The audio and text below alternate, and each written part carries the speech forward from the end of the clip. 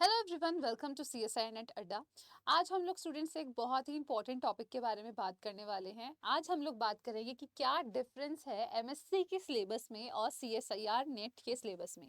तो स्टूडेंट्स, अगर हम लोग बात देखें यहाँ पर, तो लाइफ साइंसेस काफ़ी सारे डोमेन के स्टूडेंट्स दे सकते हैं, जैसे कि जूलॉजी वाले दे सकते हैं, लाइफ साइंसेज वाले दे सकते हैं, जेनेटिक्स बैकग्राउंड से हैं तो भी आप दे सकते हैं, माइक्रोबायोलॉजी से हैं तो भी आप दे सकते हैं। तो बहुत सारे वेरियस डोमेन्स जो हैं स्टूडेंट्स यहाँ पे कवर अप हो जाते हैं। बात आती है कि इन डोमेन्स के डेफिनेटली सिलेबस तो डिफरेंट होंगे ही। तो अगर डिफरेंट है तो हमें क्या सिमिलैरिटी देखने को मिल सकती है with respect to CSIR NET, या फिर कौन कौन से यूनिट्स ऐसे हैं जो एग्जैक्टली या फिर इंटायरली डिफरेंट है। तो स्टूडेंट्स, आज उन्हीं के बारे में हम लोग यहाँ पर डिस्कस करने वाले हैं। जैसे कि आप सबसे पहले देख सकते हो स्टूडेंट्स, यहाँ पे मैंने MSc माइक्रोबायोलॉजी को थोड़ा सा आपके सामने रखा है। तो यहाँ पे अगर आप देख सकते हो स्टूडेंट्स, तो ये एक ओवरव्यू टाइप का मैंने आपके सामने प्रेजेंट करा है कि ये डोमेन्स हमें या फिर ये सब्जेक्ट्स हमें देखने को मिलते हैं माइक्रोबायोलॉजी में। हो सकता है कि आपकी यूनिवर्सिटी वाइज चीज़ें थोड़ी डिफरेंट हो, बट मेजोरिटी में यही रहता है। जैसे कि अगर हम इसमें देखें स्टूडेंट्स, तो बहुत सारी यूनिट्स जो है वो डिफरेंट है, बहुत सारी यूनिट्स डिफरेंट है, बट काफ़ी सिमिलर भी मिलेंगी तुम्हें। तो अगर MSc माइक्रोबायोलॉजी का बच्चा है, वो चाहता है प्रिपेयर करना CSIR के लिए, तो वो कौन सी यूनिट्स पर मेजरली फोकस कर सकता है, चलिए उसके बारे में बात करते हैं। जैसे कि स्टूडेंट्स, यहाँ पर आप देख सकते हो माइक्रोबायोलॉजी, माइक्रोबियल मेटाबॉलिज्म, ये इतना ज़्यादा इंपॉर्टेंट तो नहीं रहेगा, बट हाँ जी, अगर आप लोग बात करोगे students enzymology, biostatistics, bioinformatics, DNA technology, तो ये सारी यूनिट्स जो हैं स्टूडेंट्स आपको कहीं ना कहीं CSIR नेट लाइफ साइंसेस में भी एक अच्छा एडवांटेज दे देगी। इसी के साथ अगर आप बाकी की यूनिट्स को रेफर करोगे स्टूडेंट्स, तो आप कहीं ना कहीं माइक्रोबियल जेनेटिक्स वाला टॉपिक भी इतना स्ट्रॉन्ग कर लोगे, जिससे क्वेश्चन जो है स्टूडेंट्स बनते हैं, और कहीं ना कहीं हर साल या फिर ऑल्टरनेटिव ईयर में आपको माइक्रोबियल जेनेटिक्स से क्वेश्चन आता हुआ दिख जाएगा। नेक्स्ट अगर हम लोग बात करें स्टूडेंट्स, तो यहाँ पर तुम जैसे देख सकते हो students, infection immunity, microbial genomics, जिसके बारे में मैंने अभी आपको जस्ट मेंशन करा है। ठीक है, इसके साथ साथ अगर हम लोग देखें, तो ये जो बाकी की कुछ यूनिट्स हैं, जैसे कि अगर हम बात करें फूड माइक्रोबायोलॉजी या फर्मेंटेशन टेक्नोलॉजी, या फिर स्टूडेंट्स वेस्ट मैनेजमेंट, तो ये आप लोगों को DBT JRF जो एग्जाम रहता है ना स्टूडेंट्स, उसमें कहीं ना कहीं ये वाले टॉपिक्स जो हैं आपके लिए बेनिफिशियल रहते हैं। आपके लिए स्टूडेंट्स ये टॉपिक कुछ ना कुछ जो है बेनिफिशियल रहते हैं। जो हाईलाइट मैंने सर्कुलर फॉर्मेट में कर रखे हैं, ये आपको CSIR नेट में बेनिफिट देंगे। अब अगर मैं जूलॉजी स्टूडेंट्स की बात करूं, तो यहाँ पे इनको काफी ज्यादा बेनिफिट रहता है, क्योंकि इनका जो सिलेबस है वो बहुत हद तक मैच करता है CSIR नेट से। जैसे कि अगर स्टूडेंट्स मैं इन दोनों यूनिट्स की बात करूं, तो ये डाइवर्सिटी ऑफ लाइफ फॉर्म्स के अंडर आ जाते हैं। तो अगर आपको बेसिक भी पता है, तो एटलीस्ट अगर कोई मैच दी फॉलोइंग या कोई लार्वा बेस्ड क्वेश्चन बनता है, तो वो आप सही कर सकते हो। सिमिलरली अगर मैं बात करूं जेनेटिक्स के बारे में स्टूडेंट्स, या फिर एंडोक्राइनोलॉजी के बारे में, तो एंडोक्राइनोलॉजी या न्यूरोसाइंस, ये आपका एनिमल फिजियोलॉजी का यूनिट आ जाता है। ठीक है, इसी तरीके से हम इम्यूनिटी के बारे में बात करें, इम्यूनोलॉजी में आ जाता है। Ecological theories and application ecology वाले यूनिट में आ जाता है। ठीक है, इसके साथ हम लोग बात करते हैं स्टूडेंट सेल रिसेप्टर यानी कि सेल सिग्नलिंग के, इसमें आ जाता है।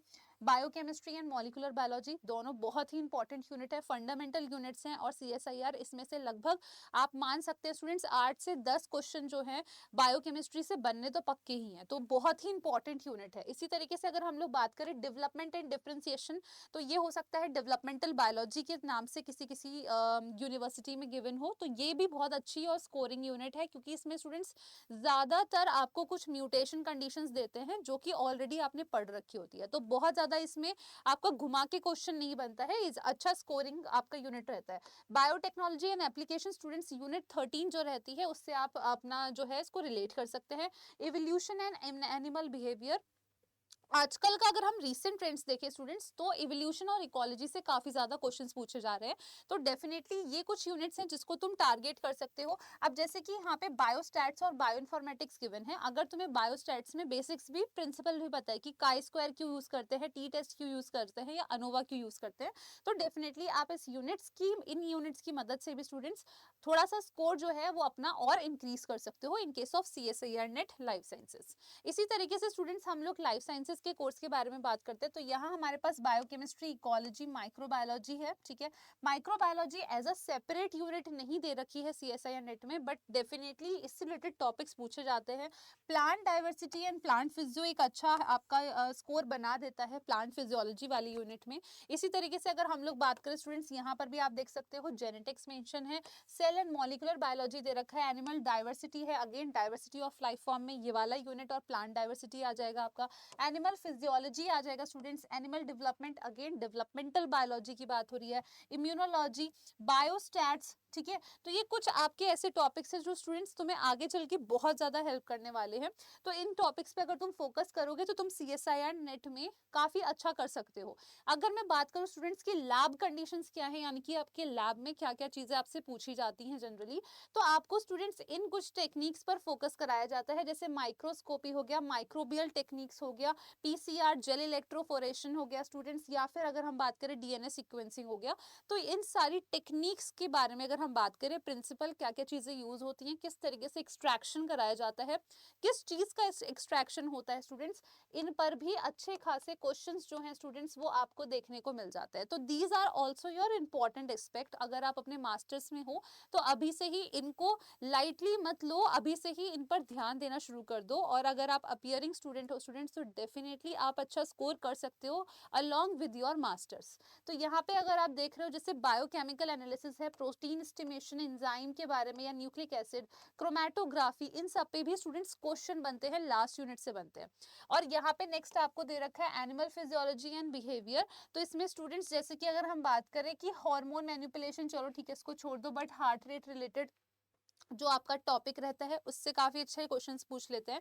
तो इन टॉपिक्स पर स्टूडेंट्स अगर तुम ध्यान दोगे तो you can easily score good. अब यहाँ पे मैंने आपके सामने स्टूडेंट्स कुछ CSIR नेट लाइफ साइंसेस का जो सिलेबस है उसी की यूनिट्स रखी हैं, तो इन यूनिट्स को तुम इजीली देख सकते हो। और इसमें अगर मैं बात करूँ स्टूडेंट्स, जिस यूनिट को अगर तुम मास्टर्स अपियरिंग हो या तुम्हारे पास टाइम कम है, तो जिस यूनिट को तुम एक्सक्लूड कर सकते हो for now, which is your 9th number का यूनिट, 9th नंबर का यूनिट।